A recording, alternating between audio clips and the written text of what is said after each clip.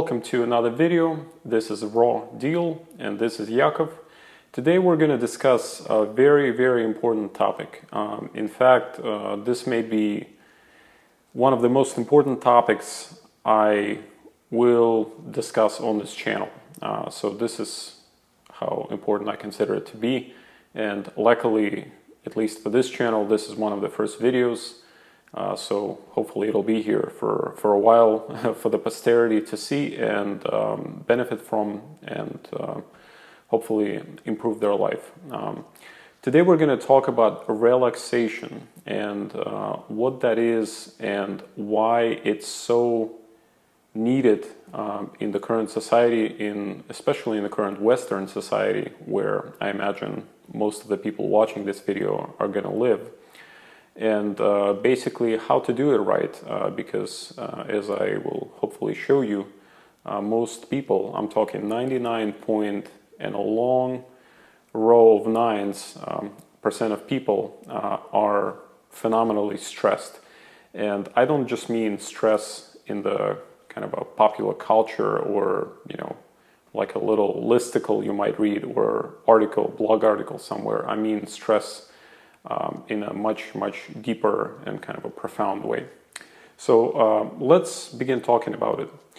Our body and mind are actually just two different aspects of the same phenomenon, right? We may call it body-mind, and we call it that because the two things are tightly interrelated. So our thoughts can influence our body, and vice versa, our body can influence our thoughts. To give you an example of each one of those arrows, so if you think certain thoughts, maybe certain emotions start coming up in your mind.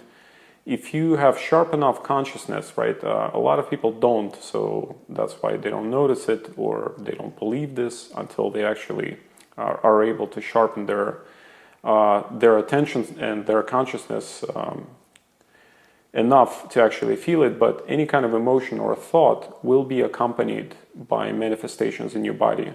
If it's something positive, you might notice some kind of a thing that will say, okay, let's have more of that, this is very pleasant. Maybe you're remembering something good or some kind of a pleasant time you spend with some person or something else along those lines. You will have that manifested in your body. The simple reason for that is that your subconsciousness is always connected to your body. So it's always in touch with your body, and it will manifest itself via the body. It will read off what's going on in the body. So it will read off some pain signals and can manifest itself back to the thoughts and the feelings of, say, craving or aversion or something like that, right? As you can see, I already gave the opposite example as well, but we can give something, say, more day to day. So if you have a thought, then it will manifest on the body. But if you have something on the body, like say a pain, or maybe an insect is biting you and you want to shake it off, and all of a sudden you have this feeling of aversion, you want less of that, and so now all of a sudden your body is influencing your thoughts. Right, so these are just a couple of quick examples. I'm not sure if I'm going to be able to convince you, with my words. This is something you need to experience in person and have your own experiential understanding of this. But hopefully, at least I can plant some seeds and try to show you that your mind and body are basically the same thing, just different aspects. And actually, because of this phenomenon, the phenomenon of stress is so hard to deal with. Because whenever a person gets stressed, say they get stressed via their thoughts, right? So somehow they get perhaps influenced at work. If people, say, work in the office, people there don't necessarily touch you, but you're in the stressful environment. It's all about what's going on around you. It's the sounds, how you react. The email came in, some kind of notification came in, the boss is yelling, or some kind of a thing like that is going on. So that instantly manifests in the body, and then we have a problem, because whenever something manifests in the body, it will essentially have a feedback loop back to your mind, and the mind will have the feedback loop back to the body. So, and the person will essentially loop and be continuously stressed. And this goes on, this begins from the young age and goes on for pretty much the whole life, right? Some people deal with it better than others, depending on the occupation. Also, each person has natural tendencies. Some people, you've probably observed people like that, they seem to be very stress resistant or stress resilient. They're able to cope with stress better. Other people cannot take stress at all. So it seems like just a little bit of stress already throws them off balance and seems to affect them a lot. Right, so that's a problem. Let's discuss what stress is and why it occurs. The stress at the deepest level all comes from one single phenomenon, and that phenomenon is actually the person viewing the reality around them and seeing it as different from what it really is. And here one can give many examples, but if you think of anything, any kind of thoughts or any kind of thinking a person does, most of people's thinking is actually along these lines, right? It may be something along the lines of, oh, he said this and I'm going to retaliate in this way, or, you know, they didn't give me enough there, or I should have gotten that raise. So it's all this kind of a chatterbox, this chewing and ruminating thing that lives in the back of our head that seems to go on and on about things like that, right? So as you can see, perhaps if you're familiar with any meditation techniques, they will tell you things like, okay, don't live in the past, don't live in the future, try to live here and now. And here on this channel, we'll discuss a lot about meditation. So these are the topics that will be kind of coming up pretty much in the near future. So if you're curious about that, come back and you can watch them.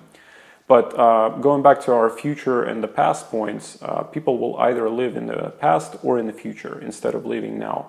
And of course, now is how it is now, right? So if somebody is reminiscing about something, right, then they're living in the past. Or if somebody is thinking, okay, only, if this holiday could come soon enough, right, so I can do this, because right now my life sucks, but when that holiday comes, then it's going to be really good, and I will have such and such, or, something will happen. So it's all about living in the future, right? These are just a couple of quick examples of how people do it. I'm sure you can watch yourself do it all the time, or perhaps you can observe people around you when you interact with them. Just based on simple conversations and just watching what people say, you will notice that a lot of people live either in the past or in the future. So that has nothing to do with reality, right? And sometimes this can be an innocent, right, seemingly without consequence, living in the future or in the past. But oftentimes what happens, the person is so adamant at not respecting what the current reality is that they will try to live in the past or in the future, despite the current reality really trying to let them know that this is really not working, right? Perhaps, I'm not sure what example to give, but if one comes to mind, I'll stop and explain it. But just moving on with the topic, if that happens, the person will experience a lot of stress, because think about it this way.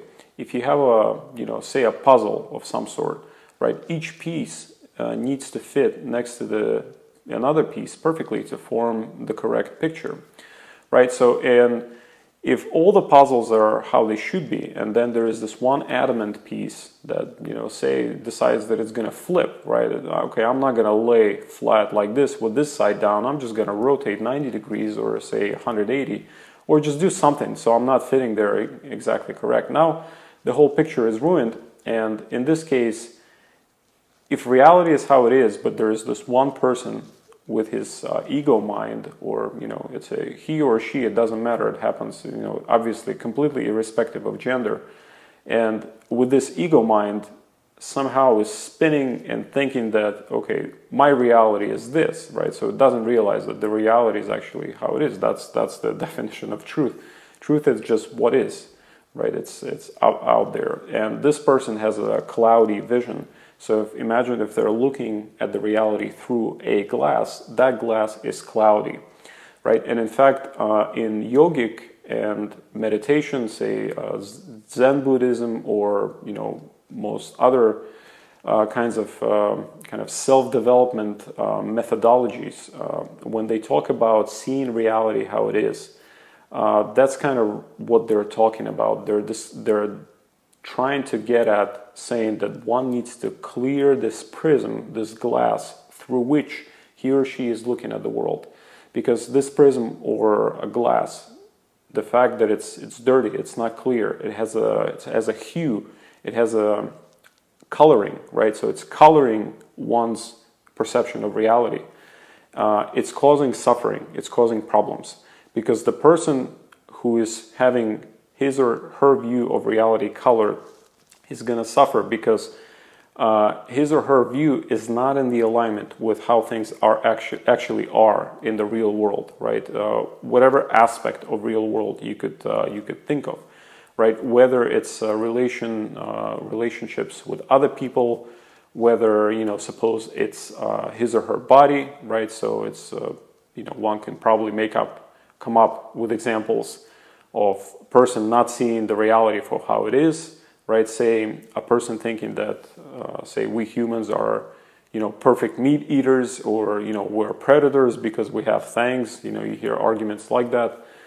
Of course, the person doesn't realize that, if he were to be let out, say, somewhere in Yellowstone where there are bison with his or her fangs, he will never be able to, to kill any bison. So, but that's just a quick example. So you basically see the kind of the delusion, see how far away the people are from what really is going on, right? So, so you can pretty much find examples of that in any aspect of human life, right? Be it, as I said, relationships, relationship with your own body, just the way what we do, how we think, any kind of activity that a human does or is involved in can be shown to manifest this kind of problem. So just to reiterate a little bit, we have the mind and body tight coupling, and whenever stress gets in, so this becomes like a vicious circle, because one thing manifests and then it flips to the other side, and that side kind of has the feedback loop onto the other side, and it's a big problem. And this problem arises and is amplified by the fact that people don't live in reality, they don't see the reality how it is, and that causes stress, that causes problems, and then we have this feedback loop. And moreover, some of these occur early in the childhood, right? So what are some examples? Well, people will have, we can call them psychotraumas or just psychological aberrations. These are programs that get installed for one reason or another. We're not going to get into the reasons now, right? So we're actually doing something better. We're going to try to show the cure, right? So without even theorizing too much about the causes, we're going to try to show the cure. So these programs, the psychotraumas or imprints, or whatever you want to call them, say in transpersonal psychology, they would be called something along the lines of systems of condensed experience. So they will be implanted deep in our psyche. Usually it's at the deep subconscious level. So hence, deep subconscious level, if you recall what I said just a few minutes ago, that means it's closely related to the body. So these programs are going to be both in your mind at the deep level, right? So it's not something, oh, I see the problem. It's not at the level that you typically cognate at during the day, right? It's not the day that lets you get around in the social life and do stuff and go to work or whatever else you do. It's at the deeper level, at the subconscious level. And that part is always tied to your body. Hence, any kind of program like that I'm discussing is going to have manifestations in your body. So whenever a person experiences something, suppose, I'm going to give examples from my own life, right? So, everybody has these problems. So I'm speaking from experience here. I'm trying to share knowledge and experience that I've gathered, trying to clean my own psyche, purify my own mind. And basically, suppose we have a problem with insects, right? I noticed that some insects would bother me and others not so much, right? And I also realized a while ago that all of it was here in the mind, right? So this has nothing to do with the fact that, you know, an insect may do something. It's just perhaps say how they look, or just an idea or that they may sit on you and actually touch you, right? So that was a little strange. And I started working with that. So after a while, I was able to really develop a lot of equanimity. So nowadays, if an insect sits down and sits on me, to me it doesn't matter if it's a bee or a wasp. I can just look at it on my arm and, you know, not even shake it or just observe it. If I catch an insect and I need to catch it to, say, I find something on the floor of the house, then I will catch it, not with my hands, but with some kind of a bug catching contraption that I will use, just so I can catch it without injuring, right? So actually I worry about the bug, not about the fact that it's going to touch my hands or something. So because the bugs, sometimes they try to run away, so if you really try to catch them, sometimes you have to press them. So you don't want to do that. I still catch them with a contraption, but just so I can not injure them. So this is an example of a program. So this kind of fear of insects, right? What else could it be? It's the problems with the opposite sex. That's obviously like a major one in the current society, right? It goes both ways. These are the programs that have to do with how relationships developed in the family. So perhaps single parent childhood, you know, no mother or no father, and, you know, it affects in different ways, but it certainly reverberates. And what needs to be said is that each person is different and individual. So the same situation, two people placed in the same exact situation may develop or not develop these imprints or programs, right? Or if, say, both of them do develop, the depth and the intensity of these programs may be different. So a typical person is actually living the life completely being influenced by these programs. So I like to think about it as a car. When one drives the car, and say it's a really muddy road, so if you've ever done off-road driving, you might know that sometimes you'll get in this rut, hence the expression to get in the rut or to get out of the rut, right? So a rut is just a deep part of the road that was developed by some wheel that passed really deep in the mud, and now it forms walls. So whenever a new wheel that's trying to pass in the same road gets in that rut, it cannot turn, right? Because now we have these walls. The depth is there, so the wheel is stuck. It cannot turn. So the car must go straight until it gets out of that rut. So it's like you almost don't want to control anything because, okay, the steering wheel is now pointless because you're in a rut. So all you can do is just go straight or perhaps to go back. Well, something like that happens in your psyche. It will essentially place the whole mechanism of the psyche in something akin to the rut that we just discussed, right? So once the trigger happens, it's a state that gets recalled. Say, oh, I know this situation. This was really bad. Now I'm going to take control at the subconscious level, and I'm going to run you through this rut to protect you, right? So these programs are always there to protect. And it just happens to be that at a certain level, right, they were developed to protect. So your psyche was protecting itself when it developed it. But in the normal life, they serve no purpose because they're actually completely pointless. All of the time, most of the time, they're completely energy draining because when a person stresses and worries, there are a lot of problems. We'll discuss this just in a second here. But so such program will take over and run through, and the person will often just wake up after it's done and say, wow, I don't remember what happened, right? So it could be maybe they get really angry, maybe they get really scared, but it feels like they lose consciousness at that time, right? So in fact, this is where mindfulness ties in, but this is a separate topic. So we will discuss mindfulness, the true mindfulness. I know it's a kind of a hot word, buzzword nowadays, and it's thrown around everywhere, right? It's like in the blogs and just everywhere. But there's a certain specific way in which I'm using that word, and I'm going to discuss it in a separate video. So as you can see, these programs, once they take over, it's also kind of like a loop that I discussed with stress. And stress and these programs, they work like this, hand in hand together. So stress can come in, it could become a trigger, then you have these problems, your psychological things, it reflects in the body, it reflects back to your kind of a thinking matter or thought mechanism, and then you have this cycle, right? And it's really tough to get out of.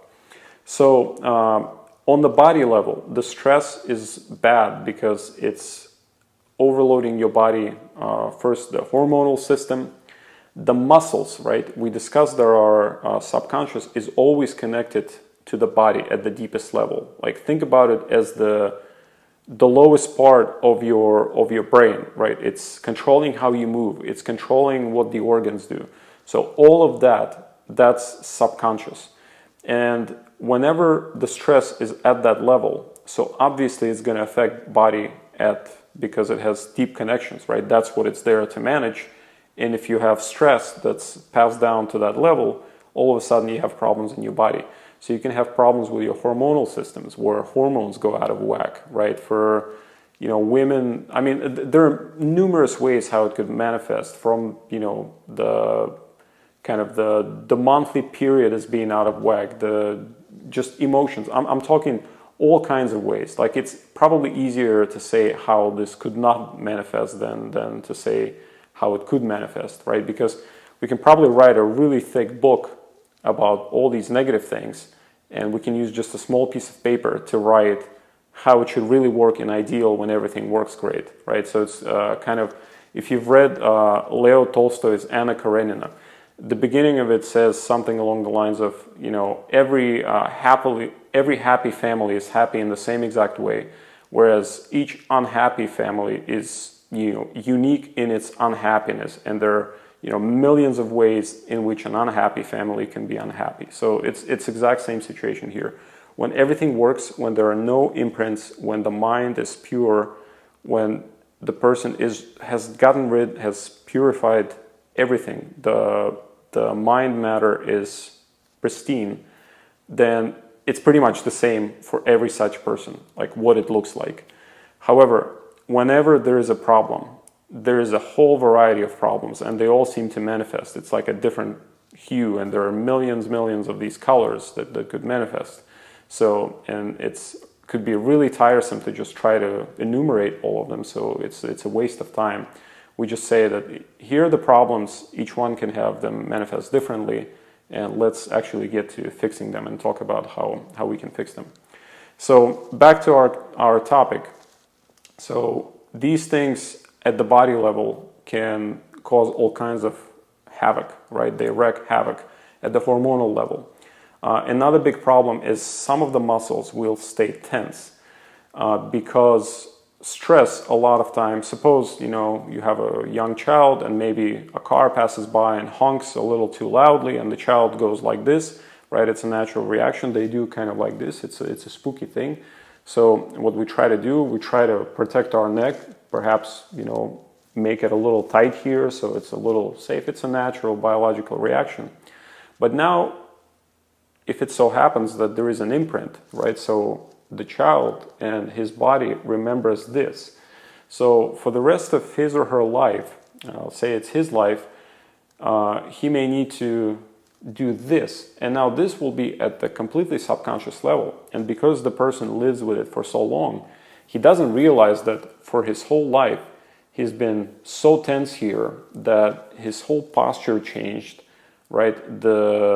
Probably the way the skeleton looks changed. So the bones might still be all right, depending on what age that happened. I mean, probably even bones could get deformed if it happens early enough, but usually the bones are fine. So all of it, luckily, so much can be fixed just from de-stressing. And I'm going to explain obviously how to do it, but muscles can be fixed because muscles are there.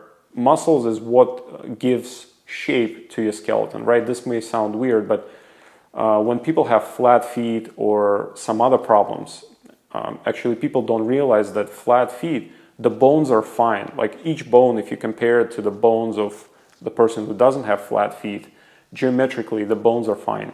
What's not fine is the muscles. So the muscles, some muscles may not get enough tension, Other muscles may be, overstressed and they're keeping that tension, whereas they should be relaxed.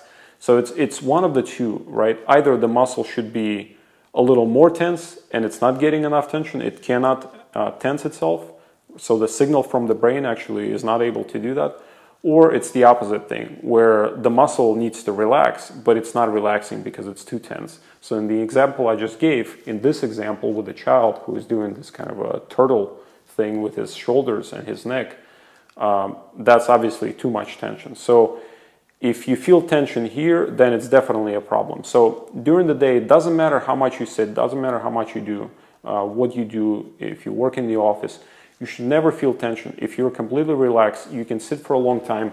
Yes, you might feel a little, okay, your legs get a little cramped, you can get up and walk around, but there is never any pain or any problem. That's how a good, well-functioning body feels. And to me, when I reached that state, I had this sense of wonder, amazement that I could live any other way previously.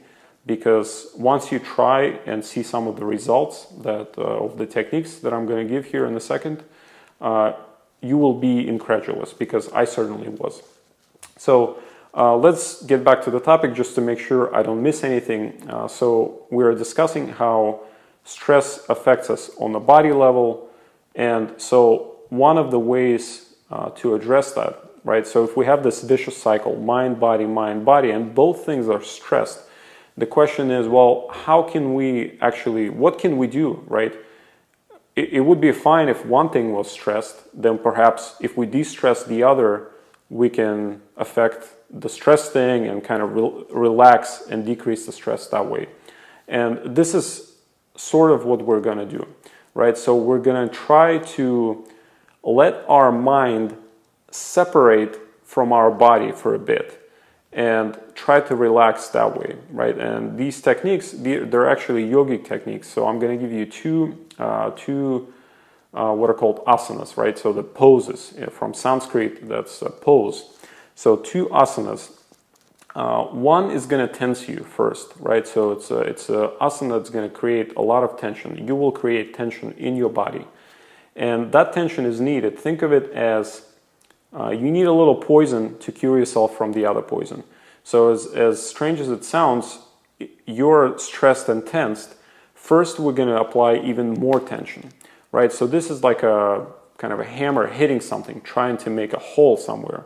So we're going to use something to punch through to make that hole. So we're going to tense, because when you first tense and then you let go and you relax, there is a good chance that there will be a breakthrough. So say a muscle was tense before you applied this tensing technique, then you tense and then you relax, there is a good chance the muscle will actually, this time, it will react and respond properly, and it will be able to relax. So that's the first important thing to note.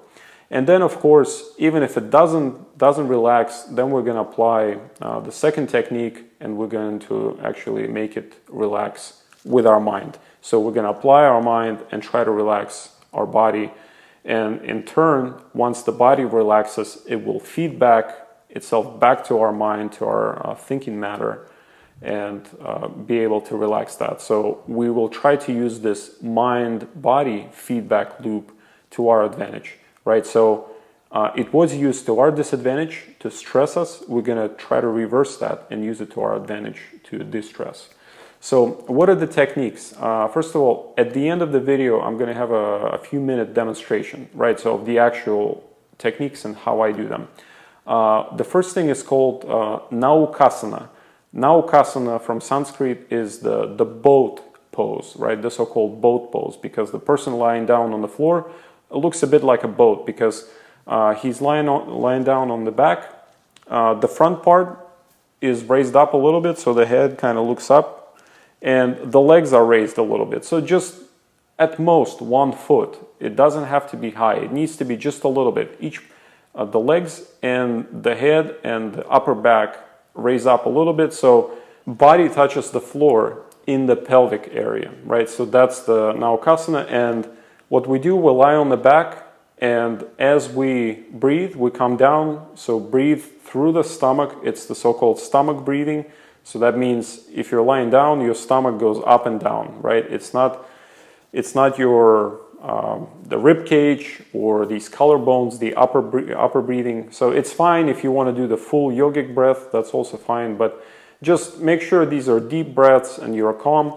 And whenever you're ready, you breathe in, and then you basically, once you breathe in, stop breathing, so hold it on the inhale, right? So you inhale and you hold it. I hear that a lot of people do it on the exhale, but it's a lot more difficult. It creates a lot more stress. So exhale is a kind of a stressful hold of the breath. So you don't want to do that. Create the hold at the inhale, and then do the Naukasana. I'm going to demonstrate it, right? So you do the Naukasana, straighten your arms out. Don't raise them too high. They're pretty much along your body, but they're off the floor. And then tense every muscle in your body once you get in that position. So try to tense everything on your back, on your stomach, on your arms, on your legs. Your toes, the balls of your feet go forward. So you try to do this, whatever looks like what ballerinas do, right? So your toes point out.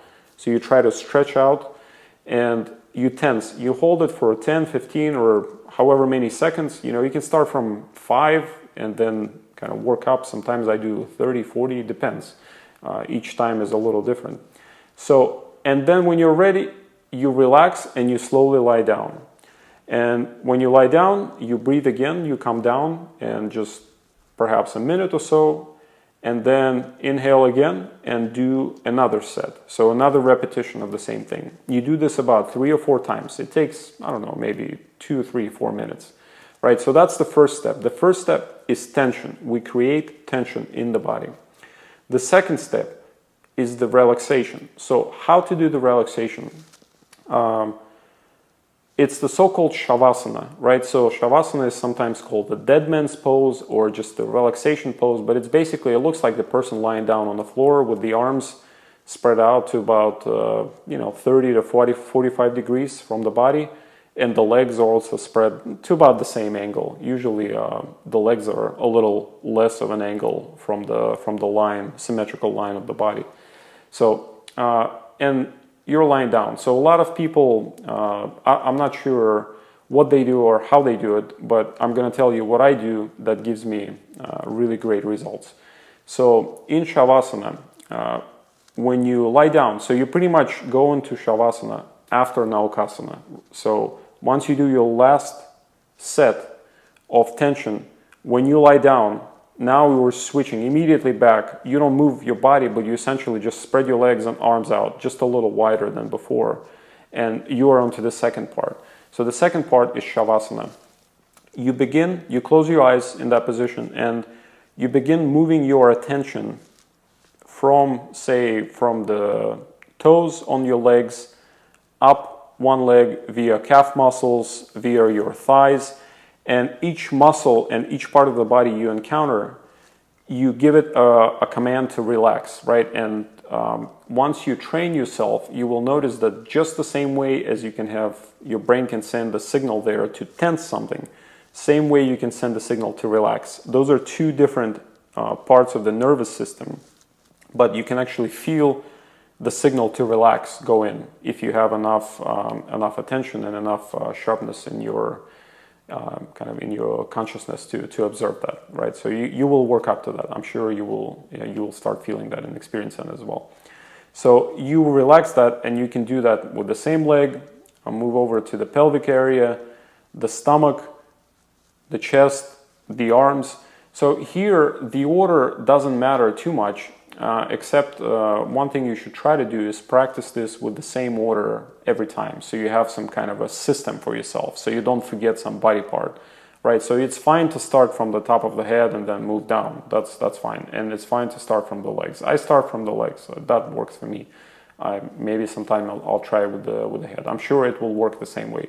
Once you have this practiced, you relax within a minute or two. You fall into some interesting states. So perhaps you will experience that. So and when you have gone through the whole body, sometimes maybe once or twice, sometimes you miss something and then you realize, okay, this part was a little tense. I'll pay attention to that. Just tell that part to relax. Once you've done that, switch to your breath. So start following your breath. Just maintain attention on your breath and stay with the breath. So most people fall asleep in Shavasana unless you're actually using it to fall asleep. Say you have some insomnia problems, and that's a pretty good thing to use. But if you're doing it in the morning or during the day, or you're not actually trying to fall asleep, it's best to stay alert. So you're relaxed, but you're phenomenally alert. So that's the whole point. And once you do this relaxation via moving your attention up and down, you just stay with the breath. So at that point, it could become like a bit of a meditation, right? So you just follow your breath and tell yourself not to fall asleep, right? And so you do it that way. And I can almost guarantee you that if you practice this, you will, first of all, you will see immediate results. Immediately after first or second time, you should start, at least for the little bit after the practice, you should feel really relaxed. And the more you do it, the more amplified this feeling will become. And also, the longer you do it and the more frequently you do it, say you do it twice a day in the morning and at night, you will notice that it actually keeps you relaxed longer during the day. Now, when we say relaxed, we don't mean, okay, you're lazy and you don't do anything. No, it's just you actually are able to accomplish more during your day, because now your energy is not being wasted on these muscle cramps, on these hormone productions that are completely not needed, on keeping up these psyche states that are completely useless because they were generated by some reactions in the past that are completely irrelevant to your current life. So now you try to relax and you start purifying these things.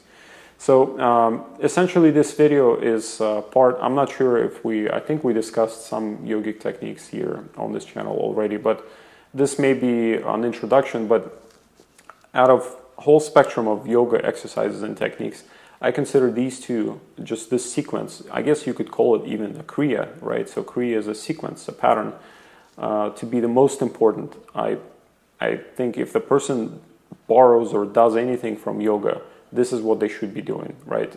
Forget the asanas. Like, this is the fundamental, even before any asanas come in. Yes, asanas are great and relaxing and they serve their own purpose, but this is the rock bottom. Like, this is what everybody in the society could benefit from. So once again, thanks for watching. This is a bit long, but I had to give both theory and some practice, and now you can actually see me do the Naukasana and Shavasana, and hope you can learn from that. Thank you so much. See you in the next video.